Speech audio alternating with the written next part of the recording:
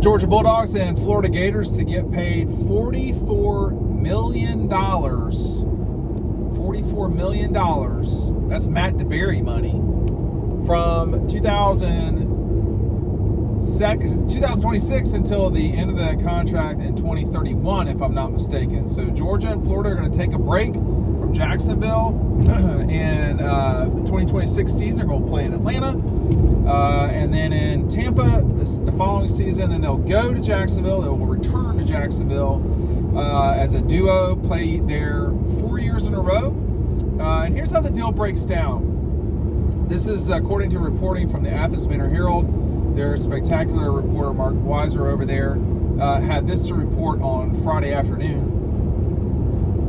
So in 26 and 27, while Georgia's playing the Gators in Atlanta and then in Tampa, the city of Jacksonville is going to cut each school a check for $1.5 million. So that's $3 million payout to the two schools in 26 and then again in 27. So both Georgia and Florida, when they're not even playing in Jacksonville, are going to take a $3 million payday from Jacksonville. Then, when the game returns, which has been agreed to now, a memorandum of understanding, when the schools return to Jacksonville, they will get paid $10 million each year for the first 2 years, and then the second 2 years, $10.5 million. So when the math is all added up, that's $44 million for Georgia to play in Jacksonville and Atlanta and Tampa. We don't have the terms of those deals yet. So this could be a substantial windfall, or this is a substantial windfall for Georgia financially. So why does this matter? Right now, Georgia makes between $5 million and $5.5 million a year for playing its biggest game it plays every single season in Jacksonville. So they're going to about double what they get right now. The city of Jacksonville will control all the tickets, all of the refreshment, the concessions, the parking. I'm not sure how that parking works, to be honest with you. I've come to this game. This will be my 27th game in 2024. I'm not sure how the parking works quite, but whatever on that part. Hey, join us right after the game for our riding home. It's a very popular feature. So make sure you're bookmarking our page or checking it out. You're going to see all of our insights and opinions after Georgia, Florida in 2024 and every single game. So make sure you're doing that. When you're in Athens, check out Red Zone. That Black Friday is going to be crazy at Red Zone for the Tech game. Make sure you're going by there on Clayton Street. Okay? So Georgia right now is playing this game, and for decades these two schools have played this game in Jacksonville. The only time they didn't was in 94 and 95. But what's happening here now is Jacksonville, the town, is taking control of the game, essentially. Hopefully they'll do a better job with it, to be honest with you. I mean, I think the Gator Bowl should probably run the game, but that's okay. Rather than, right now, Florida runs a lot of the aspect of the game. If I were Florida, I'd want to kind of just say, hey, let us just show up, and y'all run the media stuff completely. But right now, Florida runs it. And I'm not being critical of them. I'm just telling you what it is. So they've got a lot of responsibility on them to handle. Now, the game's only 1.5 hours away from their campus or so. If it's traffic like today, it's going to be, that's been bad so far. I drove through Savannah. I'm still trying to get to Jacksonville. It's been awful. But when this game is one of the premier events in sports in America. I think that's the part that people are missing here. This isn't just a really big college football game. That is true. It's not just that, though. This is probably, in the grand scheme of things, when you scale away teams that don't play every year, like Alabama, Georgia, for instance, but like the yearly rivalries, like true rivalries, Georgia, Florida is number 3 okay? Depends on the year, but over the last 12 years, 14 years at this point, that game's been behind Army, Navy. Well, it goes, I misspoke a second. Army, Navy is not number 1, but it is consistently very good. So you've got Ohio State, Michigan is number 1. Alabama, Auburn is number 2. A lot of times LSU, Alabama is number 3, but that can flip-flop Army, Navy. It depends on the season. It depends on LSU, Alabama. But they're not traditional rivals, but they do play every single season, or they're going to continue to. Georgia, Florida is right there with that group. Now, what's different? None of those are played at neutrals besides Army, Navy. Okay? So this is like an extremely unique game. Like, it's just like Army, Navy. It's just like Texas, Oklahoma in that it's just a total spectacle. So, when you look at it that way, you say, well, what about the Yankees and the Red Sox, or the Giants and the Dodgers, or I don't know who else? I mean, the NFL, it's not the same. The Bears and the Packers, I guess. I mean, it's not the same. But like, I've been to the Masters, I've been to the Kentucky Derby, I've done Final Fours, I've done national championships for college football, I've been to the World Series, I've been to the College World Series, and all these things. Georgia, Florida is a spectacle the likes of which you just simply do not see anywhere else. I've done Talladega, I've done Darlington, I've done, like a lot of the sports that are out there. The Masters is its own spectacle. They would not call it that, but I'm not sure of a better way to put it in sort of Augusta terms, which is, what's the most uplifting way to say spectacle. Georgia, Florida is, if you've never been to it, it is a mishmash of just insanity. The food, the drinking, the partying. The football is 1, the partying is 2, the food is probably 3. But these are bitter rivals, and sometimes you wouldn't know that if you're walking around the stadium. But there's a lot of partying going on. This is an extremely important game, all right, for the city and for the two schools. It's what separates the two schools, and it will separate them even more as time goes on. You'll see. But this $44 million, let's talk about what that means. This is $44 million that no one else is getting.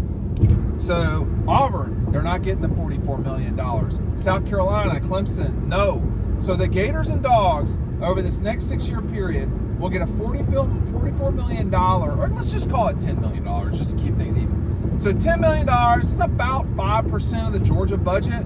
So you keep stacking that up more and more and more. And Ohio State doesn't play these games. Michigan doesn't play these games that you can depend on. Like, I think legitimately from here on out, Georgia, Florida, bottom line, baseline, is a $10 million game. And it doesn't matter who pays it.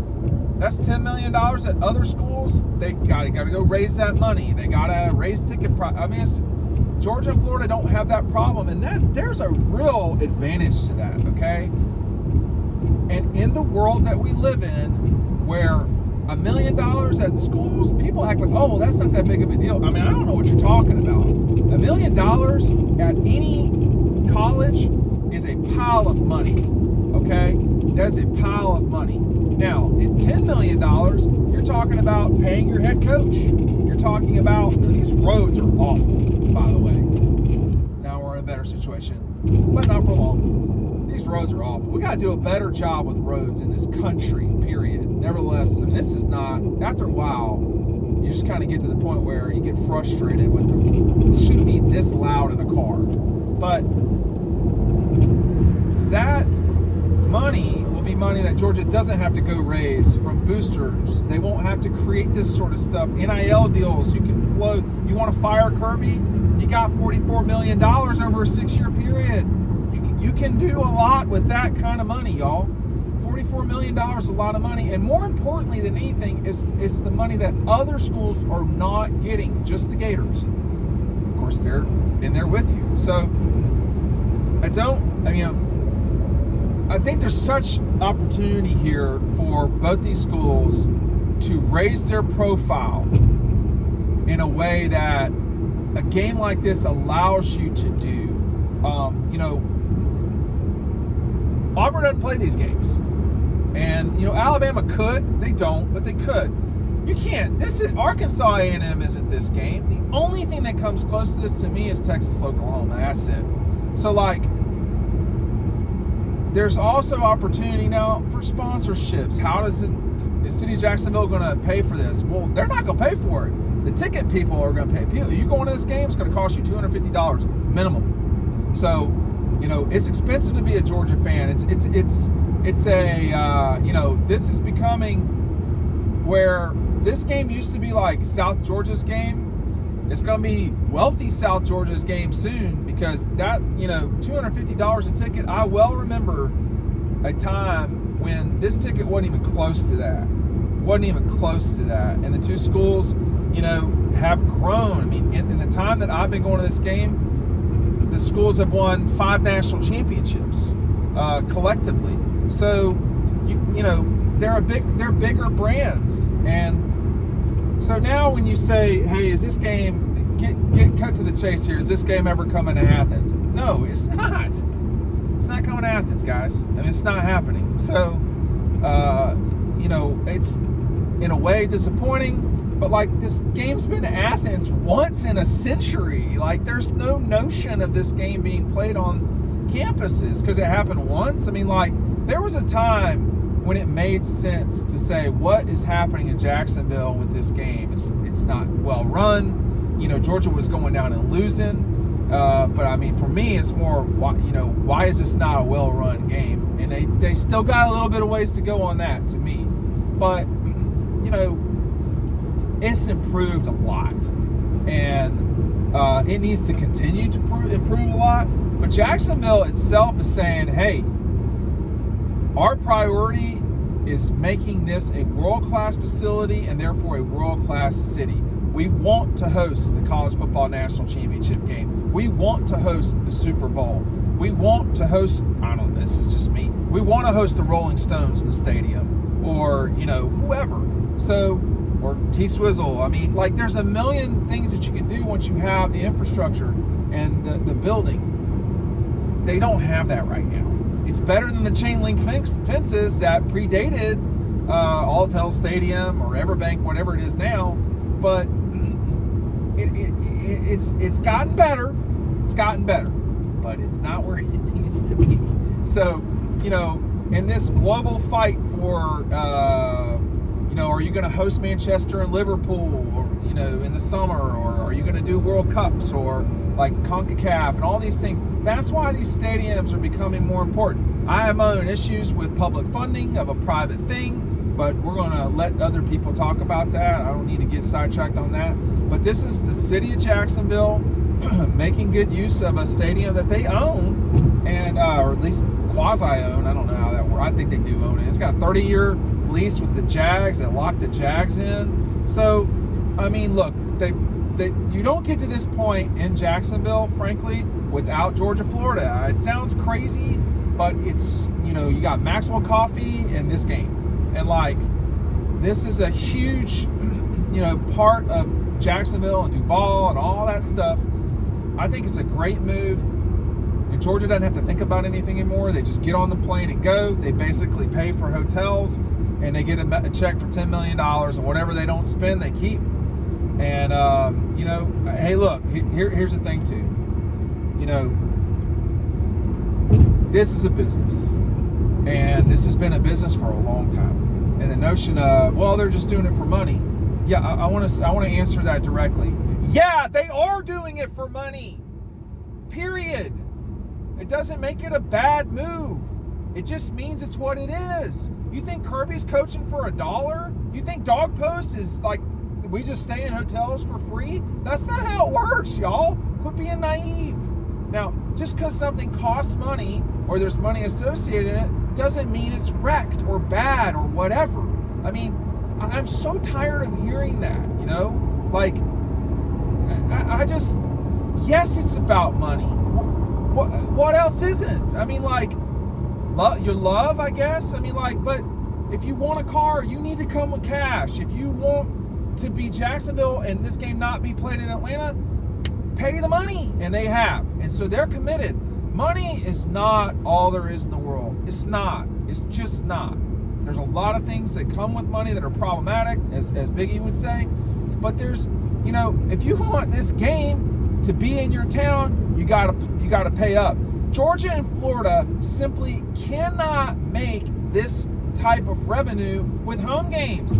Doesn't happen. Does not happen. Would I like to see huge home games in Athens? I'm spitting now. It's gotten so bad. Y'all piss me off so much. Yes, I would. Well, guess what's happening in 2025 in Athens? They're playing Alabama, Texas, and Ole Miss, and people will be completely to the rafters for those games. They'll love those games. And then the Jackets, they're getting paid $10 million to give up the rights to this game with the Dawgs so they can have it in Mercedes-Benz. It's a stroke of tech. Had to do that. They had to. So it's okay that money is involved, but money is not wrecking everything. Like, that is such an overdone statement for a country full of capitalists. So I get so tired of hearing that. Of course money has a lot to do with it. There's no question. Do you work for free? Does gas get put in this car for free? No, it doesn't. So let's live in the real world here a little bit and acknowledge that Georgia's one of the biggest brands becoming in sports, but certainly in college football. And that the Gators have been that. I think one thing that's curious as we move forward here is, inevitably when Florida gets its act together, I don't know when that will be, but it will happen, and they become a power again, and they hire an excellent coach, because that's, frankly, the only two people who have really had massive success and not gotten laid off at Florida or fired have been Urban and Steve Spurrier. I mean, that's not the right way to put it. I mean, Mark Richt got fired at Georgia too, but Mark had a lot of success. Who is there, Mark Richt? Who is the Mark Richt of Florida? That person doesn't exist. That could have been Dan Mullen, but it just didn't. I mean, what's going on there in Gainesville? That's another discussion for another time. But Florida will get its act together, and then this thing is going to take off even more. I mean, Auburn, Alabama is a great rivalry. To me, it is the rivalry of college football. It just is. Ohio State, Michigan is great. It's two different states. It's got plenty of passion. That's great, man. It is a great rivalry. Okay, but it ain't Auburn, Alabama. But Georgia, Florida, because of the sizes of the population of the states, the fact that both states are growing, they're wealthier states than poorer, the fact that both institutions are elite public institutions, the fact that, generally speaking, they're both football powers. There's going to come a time when Georgia and Florida play in the playoff, and that game is going to be, people are going to be freaking out. The whole run up to that national championship or semifinal, people are not going to be able to control themselves, Florida or Georgia. The nerves are going to be through the roof. And it just speaks to how great this rivalry is, which is exactly why the city of Jacksonville, to their credit, locked this game down. Albeit for 4 years, they locked it down. Now, will this game ever leave Jacksonville? I mean, I am overwhelmingly skeptical that it will leave Jacksonville and go to Atlanta. It's not going to Tampa. Georgia ain't going to Tampa. That's a one-shot deal. If this thing ever left to go anywhere, it'd be Atlanta. And the notion that it would play in the campus, the campuses, that something very odd would have to happen for it to go back to the campuses, because what's the motivation for the schools? I mean, now, if you're Georgia and the Gators, you are going to get Alabama.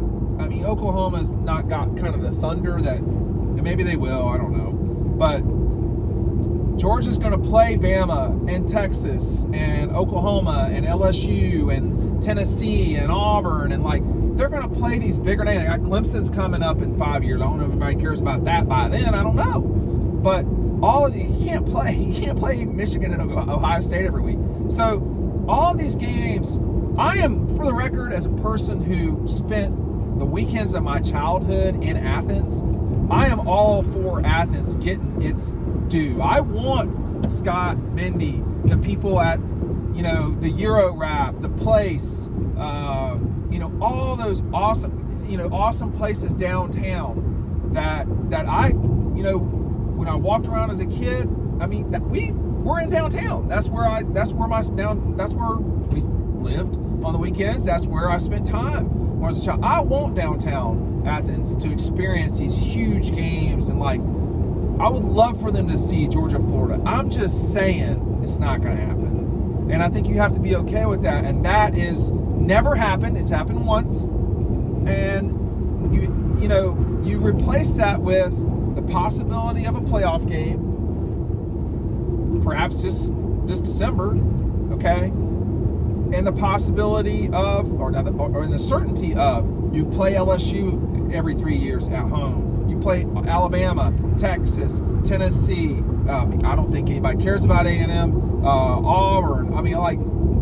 Maybe Georgia and Ohio State play home and home. I don't think they will. I don't think, Georgia play USC in Dallas. Why? What does Georgia need now? They got $10 million a year for playing a game they'd play anyway in Jacksonville, where they already played anyway. Why would they, they don't need more exposure right now, and this will change. They're the most viewed television team in college football. They're the biggest brand right now in college football. That's not me saying it is a fact that they are the most watched team in college football. I was the most watched sunglasses here. This guy here, man, I'm going south. I'm obviously not going straight south because that western sky is killing me here with the sun. But this is a really big deal for both schools. I don't know that it helps one more than the other. I would say if it helps one more than the other, it helps the Gators a little bit, because they got to get going a little bit. In theory, they won't do this, but if they wanted to get rid of Billy, they could say tomorrow, well, we got $44 million guaranteed money. They could take it to a bank, get right the bond and be done with it, and or they could just raise the money knowing that they got the $44 million coming. There's so much flexibility when you're in that position. There's schools like Florida State. They couldn't do this right now. They couldn't fire Norvell if they wanted to. Clemson, they have a massive buyout with Dabo. What happens when things get bad? Mike Norvell, or in theory, James Franklin. So that's the thing. It gives flexibility. It continues tradition. It gives you financial flexibility, which in a world where we just went through COVID, where revenues were down massively, and it's really hard to bet. Okay, if you're running by that point $200 million operation, which is what Georgia is, a little shy, but now with $10 million more a year, you're looking at a $200 million organization.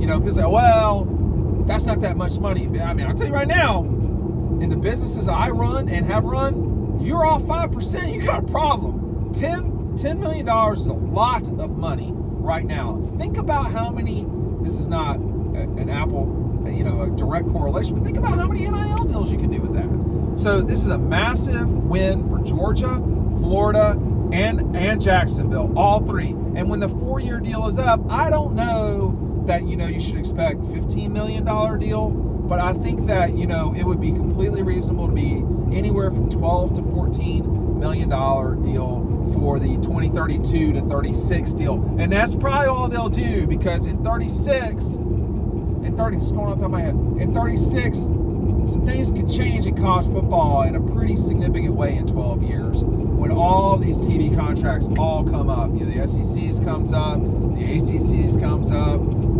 Big Ten's got contracts before then, so we don't know when theirs comes up. There comes up at 29 and 31 or whatever it is.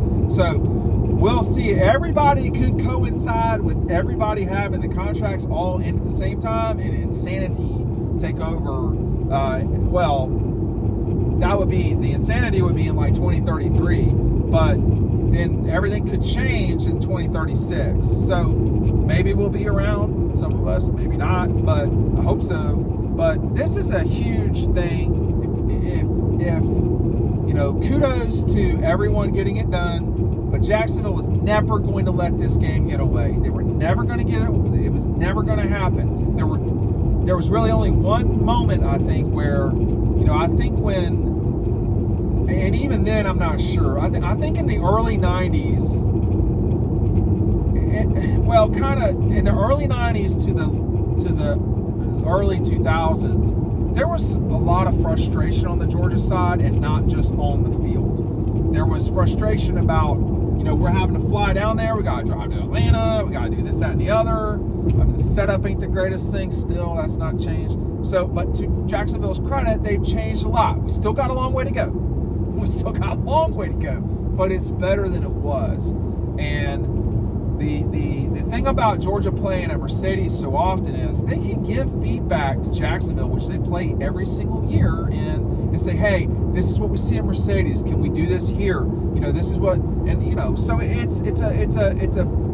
I think it's a great thing, but Jacksonville would have never let this go away, whether I think it's a great thing or not. Again, I am not so much pro Jacksonville as much as I am pro reality, and Jacksonville's got some stuff to work on around the stadium, which they're going to do. And then, I can't comment on something I don't know what it's going to be yet with inside their new stadium. It's going to look nice, I know, but they're still dealing with a shell of something that's, I guess, now almost 30 years old. So,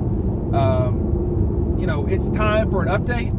And here they go updating. All right, thanks for watching. We'll see you after the game. Make sure you tune in after the game as I hit more traffic. Thanks for watching.